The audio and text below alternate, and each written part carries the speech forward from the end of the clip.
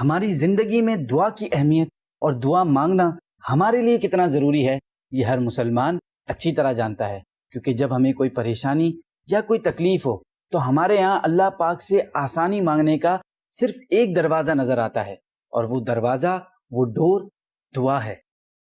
حدیث پاک میں آتا ہے، دعا مومن کا ہتھیار، دین کا ستون اور آسمان و زمین کا نور ہے۔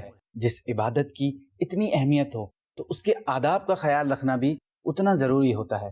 تو سنیے دعا کے کچھ آداب۔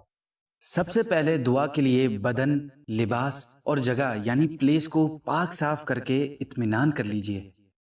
باوضو قبلہ رخ با ادب بیٹھ جائیے۔ دل و دماغ کو غیر ضروری خیالات سے پاک کر کے خوب حاضر کر لیجئے کہ غافل کی دعا قبول نہیں ہوتی، یعنی clear your head before making دعا۔ نگاہیں نیچی رکھیے کہ دعا کے وقت ادھر ادھر دیکھنے سے نظر چھن جانے کا خطرہ ہے۔ دعا کے اول و آخر میں اللہ پاک کی حمد اور درود پاک پڑھیے۔ اللہ پاک کے مبارک نام، صفات، آسمانی کتابوں، فرشتوں، انبیاء کرام اور اولیاء کرام علیہم السلام کے وسیلے سے دعا مانگیے۔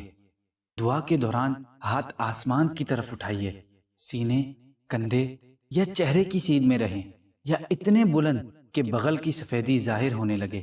ہر صورت میں دعا کے دوران ہتھیلیاں پھیلا کر رکھیے کہ دعا کا قبلہ آسمان ہے۔ دعا کے بعد دونوں ہاتھ چہرے پر پھیر لیجئے۔